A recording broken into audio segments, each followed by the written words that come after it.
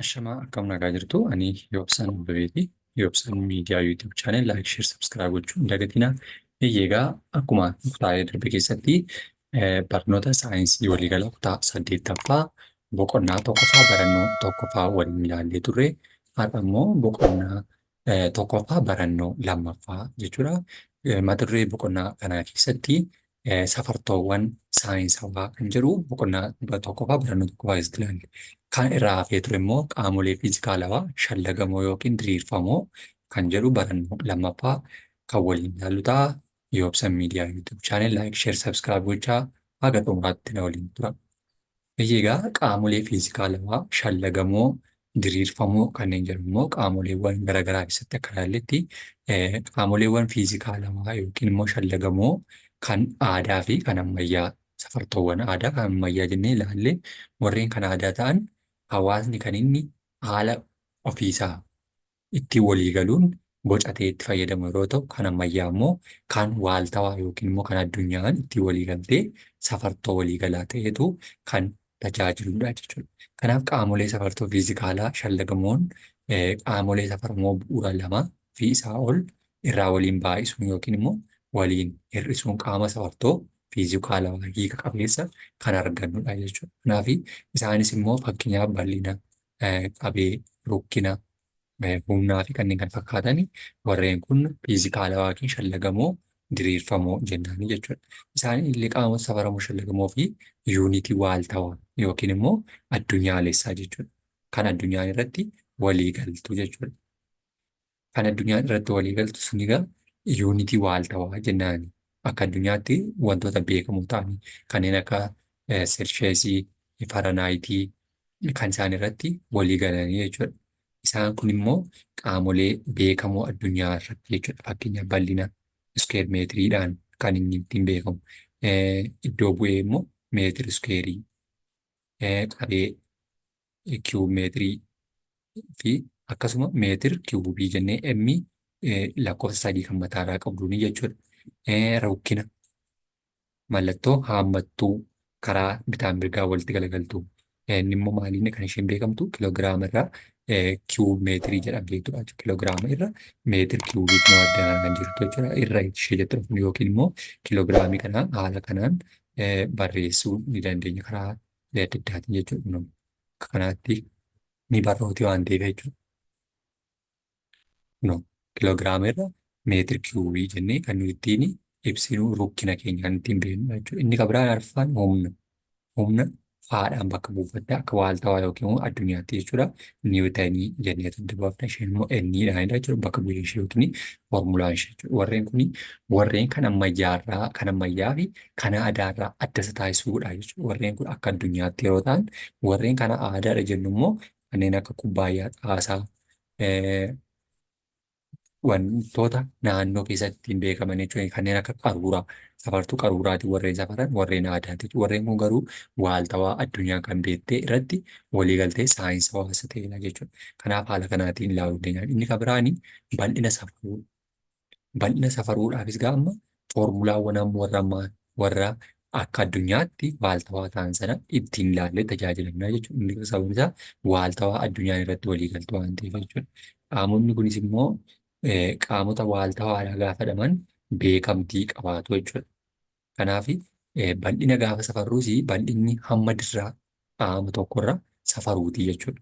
Dirri tokko qaama isaa safarreetu kan nuti maal gochuu dandeenyudha? Kan nuti safarreettiin argachuu dandeenyudha jechuudha. Kanaaf nuti bal'ina qaamaan dirraa safaruudha. Innis immoo fakkeenya bal'ina biyyaa, bal'ina uummataa yookiin bal'ina mana uummata keessa jiraatu, bal'ina magaalaa tokkoo fi kanneen kana fakkaatan kan ittiin safarru bal'ina safaruutiinidha jechuudha. Iddoo bu'een bal'inaa immoo gubbaatti kan ilaalle A'dha jechuudha. A jechuun bal'inaan bakka buutee jirti jechuudha.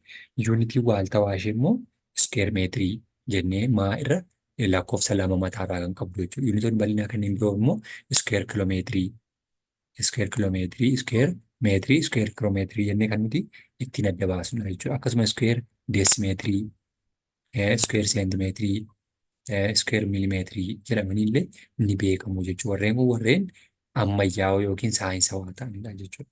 Isaanis tokko tokko isaanii yeroo deebisni ilaallu Kunooti tokko kiiloomeetira iskeerii walqixa ta'a. 100,000 meetira iskeerii taate jechuudha. Tokko kiiloomeetira iskeeriin kun jechuudha. Tokko meetira iskeeriin kun walqixa 100,000 meetira iskeerii taate jechuudha. Yeroo kana immoo tokko meetira iskeeriin keenya immoo meeqa taate jechuudha? 100 deesimeetira iskeerii taate jechuudha. Faallaa isa kanaatiin galagaltoo isaa taate jechuudha. Kuni tokko kiiloomeetira iskeerii ta'a. 100 meetira iskeerii kan isheen taate. Tokko meetira iskeeriin isheen 100 taate kun immoo tokkoon ishee immoo 100 deesimeetira iskeerii taate jechuudha. Galjallaatti gaafa ilaallu tokko meetira iskeeriin keenya walqixa ta'a 10,000 seentimeetira iskeerii taate jechuudha. Tokko meetira iskeerii isheen irratti tokko 100 maal iskeerii taate jechuudha. Asitti immoo tokko meetira iskeeriin keenya dhuftee meeqa taati? Miliyoona tokko milimeetira iskeerii taate jechuudha. 100 milimeetira iskeerii keenya taateetu kan isheen ittiin ibsamtudha jechuudha. Tokko tokkoon ishee warreen kana galagaltoo isaaniitiin baay'ifannee yookiin immoo irraa hir'isnee kan nuti ittiin argannudha waan ta'eef jechuudha. Inni kan biraan bal'inni danaalee muraasa akka armaan gadiitti ibsamee jiru. Danaalee kana keessatti egaa dirra isaanii, bal'ina isaanii, hojjaa yookiin immoo garaasaa kan ilaalludha jechuudha. Kanaaf bal'ina reektaangiliidha. Reektaangiliin karaa lamaan walqixa, karaa lamaan walqixa jechuudha. Dirri isaa lamaan walqixa, gadeen isaa walqixa, karaa lamaan walqixaatudha jechuudha. Bal'inni isaa garaa yookiin immoo bal'ina kaa'ee jira. Dagalee yookiin immoo dalgee isaa, dalgasii gadee isaa jechuudha. Kanaaf bal'ina walqixataa dheerina baay'isuu dalgee jennaanii jechuudha. Yeroo sana dheerinni keenya walqixataa leengizii keenya yookiin immoo dheerina dalgaa keenya kun kan isa kanaa jechuudha. Inni kun laadhaan bakka buutee dheerinadha. Dalgeen keenya immoo asii gadee keenya jechuudha. Kunooti dalgee keenyaan baay'ifanneetu kan nuti argannudha jechuudha. Inni kun reektaangilii irrattidha jechuudha. Bal'ina roga sadii yookiin immoo kofa sirrii jedhamtu irratti immoo kofni sirriin immoo kuma kana kan fakkaattudha. Roga sadii qabaatti kan isheen argamtudha. Hojjaa fi dheerina isaati kan nuti barbaannu jechuudha. Hojjaa fi dheerina isaa gaafa barbaannu asitti immoo asitti dheerinaa fi dalgee isaa barbaanna. Asitti immoo hojjaa dheerina isaati jechuudha. Innis bal'ina keenya jalqabadha. Bal'inni walitti ta'a. Tokkorra lama dheerina baay'isuu hojjaati jechuudha. Kunoo tokkorra lamaan iskeeriidhaan keenya tokkorra lama dheerina keenya baay'isuu hojjaa jennee arganna jechuudha. Kuni reektaangilii fi roog sadii qofa sirrii keessattidha jechuudha. Inni isaan lammaffaan bal'ina iskeeriidha jechuudha. Iskeeriin immoo karaa arfaniin iyyuu walqixxee kan ta'anidha jechuudha. Karaa arfaniin iyyuu walqixxee gaafa isaan ta'an immoo bal'ina walqixxataa dheerina baay'isuu dalgee keenyadha jechuudha. Silaa kun reektaangilii irratti bal'inaa fi dalgee yookiin immoo gadee keenya kan nuti waliin baay'isne jechuudha. Asitti garuu iskeerii irratti walqixxeedha jechuudha. Iskeeriin keenya karaa arfaniin maalidha? Walqixa kan ta'anidha jechuudha. Roga lakkoofsa walqixa ta'an immoo dheerina baay'isuu dalgee keenyadha jechuudha. Dheerina baay'isuu dalgee keenya kunoota jechuudha. Lamaan isaanii dheerina baay'isuu dheerina walqixa dheerina iskeeriidha jechuudha. Dheerinaaf kanaaf kan laaflaadha. Dheerinaaf dheerina gaafa walitti baasnu dheerinni keenya maal ta'a? Iskeerii ta'uu jechuudha. Inni kun iskeerii keessatti jechuudha. Inni arfaffaan bal'ina geengoodha. Geengoon tokko immoo boca geengoo kan qabaatu immoo bal'ina walqixa ta'a. Raadiyeesii yookiin paayii raadiyeesii iskeerii jennaan jechuudha. Inni walqixa ta'a. Bal'ina walqixa paayii irrii iskeeriidha jechuudha. Yookiin immoo paayii raadiyeesii keenyaatiin jechuudha. Paayii raadiyeesii keenya iskeerii ta'etu kan ittiin argannu immoo geengoo arfaniiti jechuudha. Gidduutti bakka zeeroodha kaasti walqixxaatti qabdi waan ta'eef bal'ina dameelee muraasaa yookiin danaalee ittiin arganna jechuudha. Fakkeenya tokko keessatti egaa barattuun toltuu waraqaa boca iskeerii qabu kan dheerinni rogasaa 1 seentimeetira qabu murtee beeksiti. Bal'ina waraqaa kanaa meetiraan hammamidha. Kennamni keenya maalidha? Bal'inadha. Bal'inni maaliin bakka bu'anii irra jalqaba? Keenyaanidha. Barbaadamaa keenyanirra hojjaansaa yookiin immoo dalgeen keenya yookiin dheerinni keenya dheerina 1 seentimeetirii qabudha kan isheen roga sadii keenya. Kanaaf dheerina keenya walqixa ta'a 1 seentimeetira. Walqixa 1 seentimeetirri immoo duwwaa tuqaa duwwaa 1 meetirii taate jechuudha. Kun galagaltuu ishee 100 waan ta'eef gaafa ittiin baasan argachuu kan nuti dandeenyudha jechuudha. Tokko baay'isuu kanaaf irra baasnee kan ittiin seentimeetirii keenya meetirii keenya argachuu dandeenyudha jechuudha.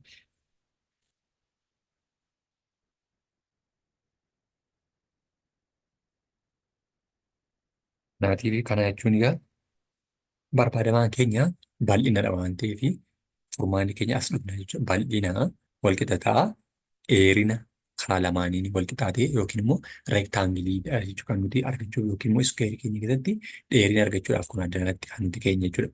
Dheerina iskuweerii keenya gaafa argannu kunoo dheerina baay'isu dheerina iskuweerii taatee jechuudha. Kanaaf duwwaa tokko meetira baay'isu duwwaa tokko meetiradha jechuudha. Kana yookaan duwwaan gaafa walitti baay'isnu deebiin keenya maal taati?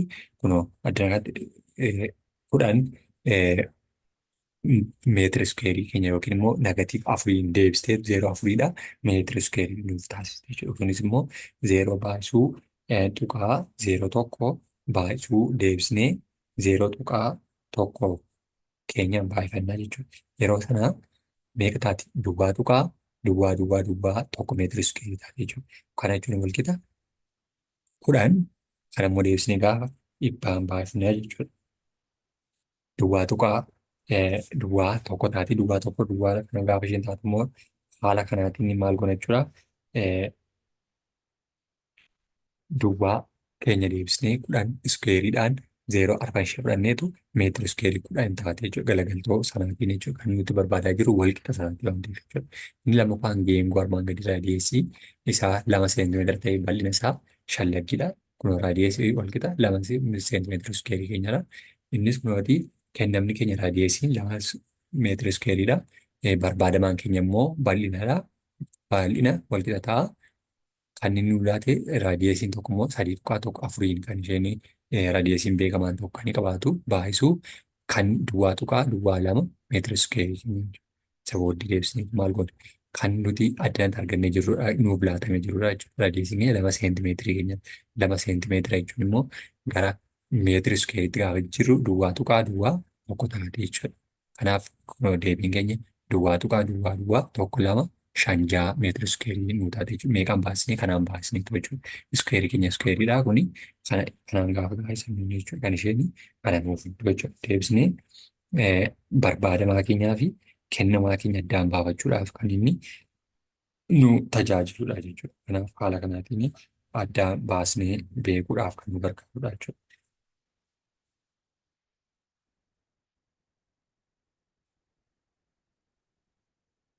Inni kan biraan sadaffaan lammaffaan qabee safartuuti. Qabee safartuu keessatti qaamni fiizikaalaa kamiyyuu iddoo murtaa'e qabaachuun isaa beekamaadha. Iddoon qaamni fiizikaalaa qabatu kun immoo qabee jedhama. Qabee safartuu keessatti bakka inni qabatu qabee safartuu jennaan jechuudha. Qabee safartuu keenya keessattis iddoo bu'een ishee baadhaan bakka buuti. Mallattoo yookiin immoo yuunitiin waaltawaa ishee immoo meetira kiubiik iskuweeriidha. Kiubiik yookiin kiubiik meetiriidha. Yoo ta'u kanneen keessaa immoo kan biraan immoo kiubii deesimeetirii kan jedhamanis jiru. Kiubii deesimeetirii, kiubiik milimeetirii fi kanneen kana fakkaatantu jiraatu jechuudha. Isaan kana keessatti yookiin immoo safartuuwwan qabee safartuu keessatti jechuudha. Isaan keessatti egaa tokko meetira kiubii wal qixa 1 deesimeetira kiubii taati. Tokko meetira kiubiin keenya immoo miliyoona 1 seentimeetira kiubiidha. Tokko meetira kiubiin keenya miliyoona 1 milimeetira kiubii nu laate jechuudha. Kanaaf haala kanaatiin qabee safartuu yookiin immoo qabeen safartuu iddoo qaamni fiizikaalaa qabatu yookiin immoo wanti qabatamaa ta'e tokko keessa bu'u keenye bakka inni qabate sana kan ittiin safaruun argannu foormulaa keenya kan taate jechuudha. Inni kan biraan qabee jajjaboo boca sirnaawaa qabanii safaruudha. Boca jajjaboo qabee sirnaawaa qabanii gaafa safarru immoo jajjaboon bocaa fi murtee mataasaa qaba. Jajjaboo tokko boca sirnaawaa yookiin sirna kan hin taane ta'uu danda'an jechuudha. Boca maaliif boca jajjaboo jechuun dhagaan boca mataasaa qaba. Akkasuma waan jabaataa ta'e iddoo ta'e qabatee jennaan boca mataasaa ni qabaata jechuudha. Kanaaf inni kan biraan gaafa fakkeenya keessatti qabee jajjaboo piriizimii boca sirnaawaa qabu fakkeenyaaf bilookii kiubii dheerina tokko dalgee hojjaa walirra baasuun shallagni argachuu dandeenya jechuudha. Inni kun maal keessatti bilookii kiubii keenya keessattidha jechuudha. Bilookii kiubii keenya keessatti kan nuti waliin baay'isnee argachuu dandeenyudha jechuudha. Innis kunooti tokkoffaa dheerina kan nuti ittiin baay'ifannu dheerina baay'isuu dalgee baay'isuu hojjaa isaati jechuudha. Kunoo dheerinni isaa kunooti dalgeen isaa yookiin gadeen isaa ishee kanarra hojjaan isaa kunooti jechuudha. Dhaabbiidhaan jechuudha. Kunoo warra kana walitti baay'isna jechuudha. Kan nuti barbaadaa jiru immoo qabeedha. Qabeen immoo baara bakka buuteetti. Kanaaf qabee keenya walqixa dheerina baay'isuu dheerina walqixa dheerina kiiyuubii taate jechuudha. Dheerina kiiyuubii keenya nuulaatti sadan isaaniitiin kan nuti barbaadaa jirrudha jechuudha yookiin piriizimii keessatti jechuudha. Inni kan biraa qabee siliindarii boca sirnawaa hojjaanii fi raadiyeesiin isaa raatee akka armaan gadiitti ta'a. Innis immoo kunooti qabeen keenya jalqaba kunooti haammattuu banne piriizimii iskuweerii haammattuutti cufnee hojjaadha jechuudha. Yeroo ta'u gatiin paayii keenya paayiin tokko ni qabaata. Beekamtiidhaan kan beekamtee kan ishee waal ta'aa sadii tokko afuriin yookiin immoo siliindariin keenya kan isheen ittiin beekamtu yeroo hundumaa sadii tokko afuriin qabna jechuudha. Kana yaadachuun dirqama keenya paayii keenya argachuudhaaf jechuudha. Kanaaf qabee siliindariiti jechuudha. Inni kabiraani qabee dhangala'oo safaruuti. Dhangala'oo gaafa safarru immoo jajjaboo irraa kan adda isa taasisu siliindarii safaraa yookiin immoo safartuu siliindarii safaraa qabaachuun keenya dirqama ta'a jechuudha. Siliindarii safartuu yeroo qabaannu immoo inni kun egaa as keessatti dhangala'oo yeroo ta'udha. Dhangala'oon boca murtaa'e hin qabanii garuu boca meeshaa safara isaan baatu qabaata. Safara isaanii yeroo jedhu meeshaa kanatu boca dhangala'oo kana akka boca qabaatu taasise malee dhangala'oon boca hin qabu. Garuu meeshaan nuti keessatti itti nannetti boca isaa qabaachuu dandeessa jechuudha. Inni kunis immoo kan ittiin safarru siliindarii safaraa jennaan jechuudha. Kan jajjaboo irraa kan ittiin adda taasisu qodaa keessa taa'een kan inni ittiin adda ta'udha jechuudha. Kanaaf isas immoo gaafa yuunitii qabee dhangala'oo ittiin safaranii inni immoo maal jedhama? Liitirii jennaan jechuudha. Liitira amma kanaa isa jennu jechuudha. Yuunitoonni biroo immoo kuub deesimeetirii, kuubik seentimeetirii fi miililiitirii fi kanneen kana fakkaatan immoo maal ittiin safaruudha? Dhangala'oo ittiin safaruudhaan nu gargaaranidha jechuudha. Isaan immoo yeroo ibsinu tokko liitirri walqixa dheerinni keenya tokko jechuudha. Tokko dheerinni keenya walqixa ta'a 100 miililiitiriidha jechuudha. Tokko liitirri walqixa 1000 seentimeetiri kiiyuubii keenya taate jechuudha. Tokko liitirri walqixa tokko yoo taate tokko liitirri tokko immoo walqixa 1000 miililiitiriidha jechuudha. Tokko liitirri keenya 1000 seentimeetiri kiiyuubii taate jechuudha. Dhangala'oo keenya keessatti yookiin siliindarii safartuu fayyadamnee gaafa addaan baasnu jechuudha. Inni kabiraanii haalota yookiin immoo safartoowwan isaanii keessatti kan ittiin ilaaluu dandeenyu yookiin immoo haala kun tokkoon isaanii yaalii ofii hojjechuu ni dandeessu waan ta'eef hojjetamees ni jira baay'eensaa. Inni kabiraan sadaffaan rukkina wantoota safaruudha. Rukkina qaamolee fiizikaalawaa safaramoo yookiin shallagamoota walitti tokko maalirraa akka tolfame beekuu fi kan gargaaru rukkina safartuu jennaan jechuudha. Maalirraa kan hojjetame rukkinni hammaa hanga qabee yuunitii tokko keessatti argamudha. Kunis immoo reeshoo hanga qabeeti. Iddoo beerratti rukkina immoo paadhaan bakka buute jechuudha. Yookiin hima herregaatiin jechuudha. Maal argachuudhaaf rukkina argachuudhaaf maalirraa akka inni oomishame yookiin maalirraa akka inni ijaarame jechuudha. Rukkina walqixa ta'a paa walqixa ta'a hanga meetira irra qabee baadhaan jechuudha. Isa booddee paa walqixa maaba irra baa keenyadha jechuudha. Hanga maan keenya hanga irra qabee keenyaati jechuudha. Kanaaf yuunitii waaltawaa rukkina kiloogiraama kiiyuumeetirii yookiin immoo kiloogiraama meetira kiiyuubii keenyaatiin jechuudha. Yuunitoonni waaltawaa hin ta'in immoo kanneen biroo kanneen giraamarraa kiiyuumeetirii giraameetira kiiyuubii kiiyuub seentimeetirii fi kanneen kana fakkaatan illee dhabnee ittiin beeknu. Fakkeenyaaf tokko kiloogiraam meetira kiiyuubiin gara giraam meetira kiiyuubiitti jijjiiruu yoo barbaanne deebiin keenya tokko kiloogiraama jechuun 1000 giraamii yoo ta'e tokko kiloogiraam meetira kiiyuubiin keenya immoo 1000 giraam meetira kiiyuubii ta'a jechuudha. Ishuma kana deebisnee tokko isheetiin argachuu dandeenya waan ta'eef jechuudha. Kuni kanii hamma yookiin immoo hanga rukkina argachuu nu gargaaru keessaa tokkodha jechuudha.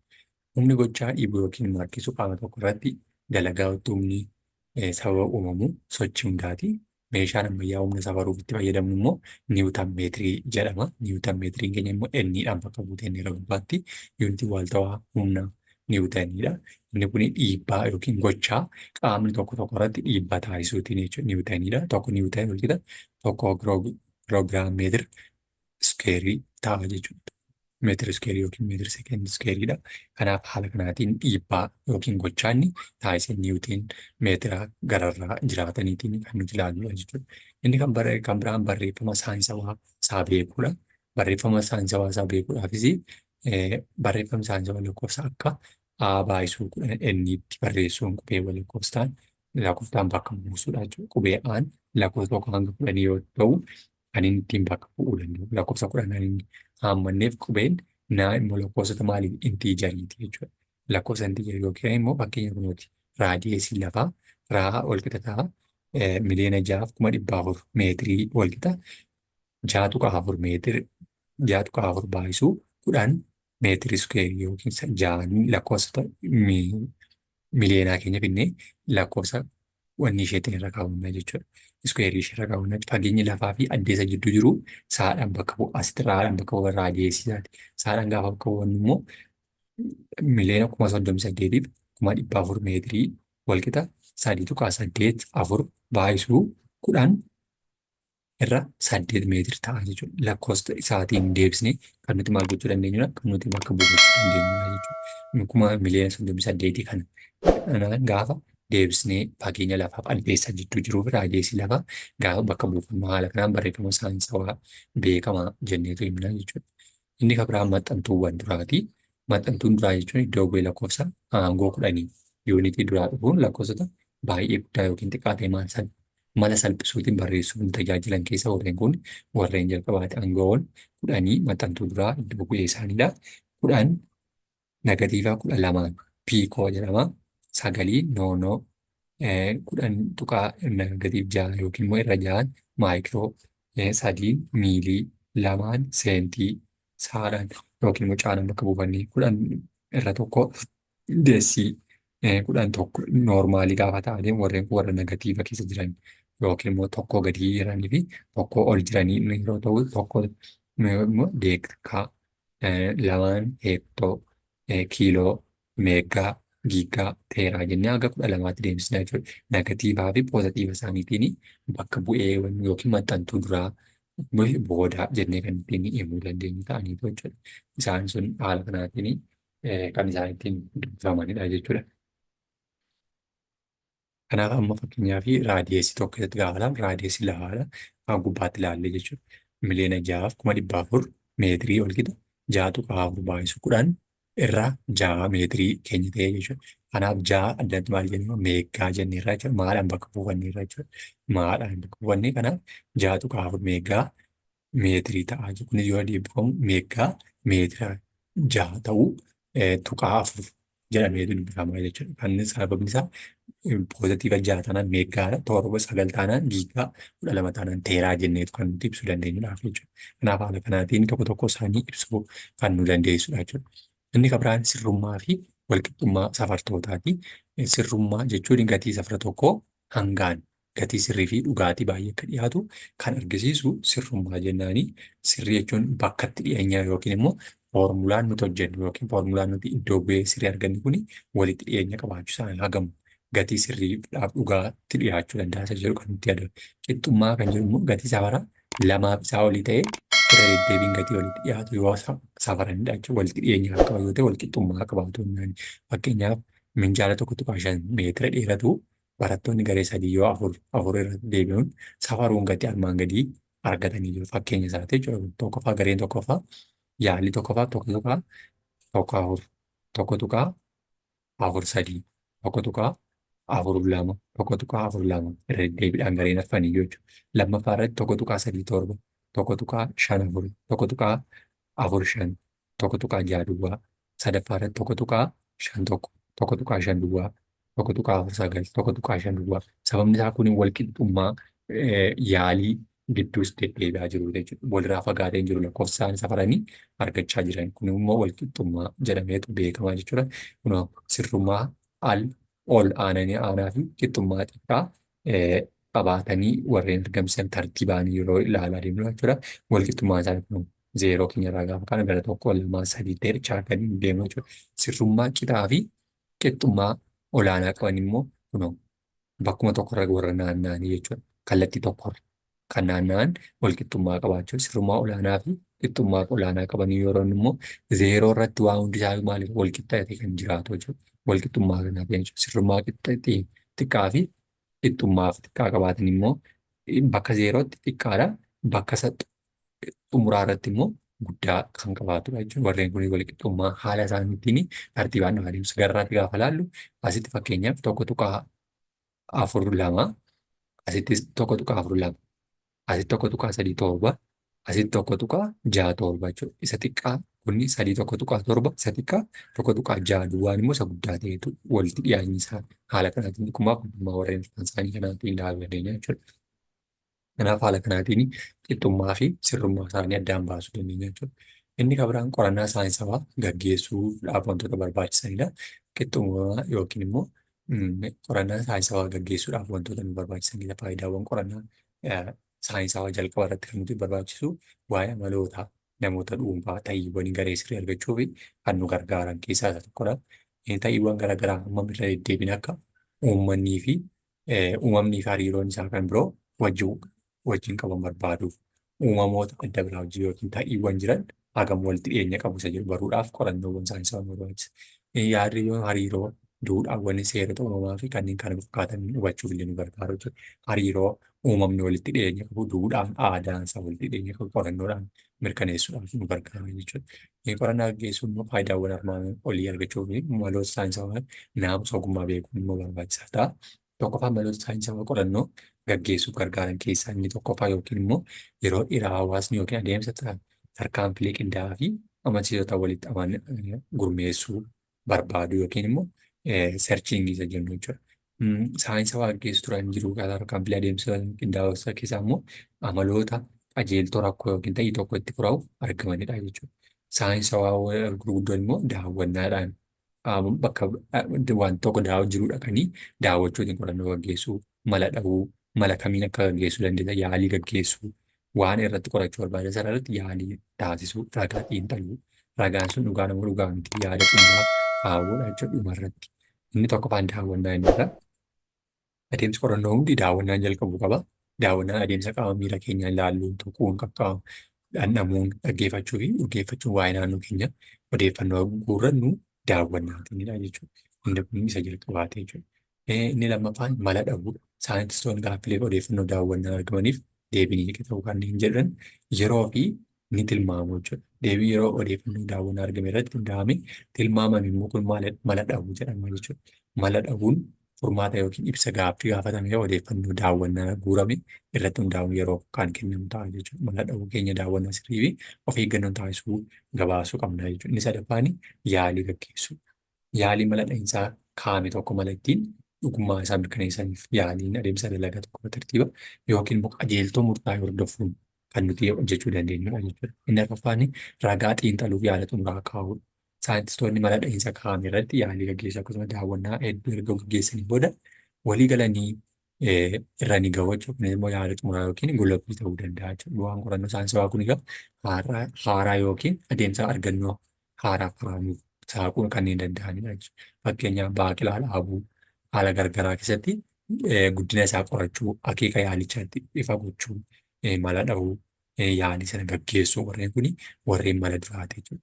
Inni arfaffaan ragaa xiinxaluuf yaada xumuraa kaa'uudha.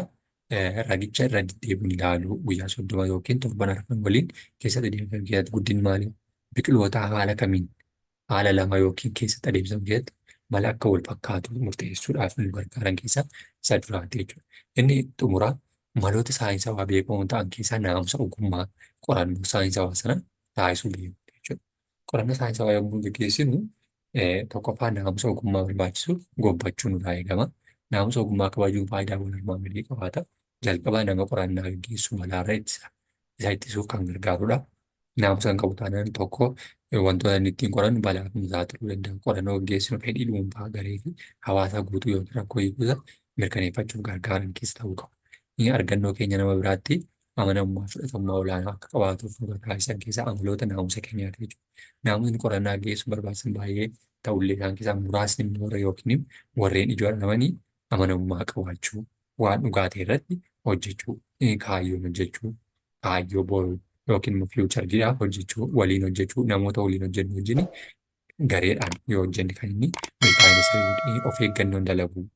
Fakkeenyaaf keemikaalota balaa geessan yoo ta'e balaa geessuu waan danda'u iddoo daawwannaatti balaawwan nu ga'uu danda'aniif of eeggannoo taasisuu, iftoomina qabaachuu, bakka itti qorannoo saayinsawaa taasisuu inni iftoomina dursinee beeksisuu, barsiisuun qorannoo sana taasisuu, of eeggannoo namaa fi beeyladootaaf taasisuu.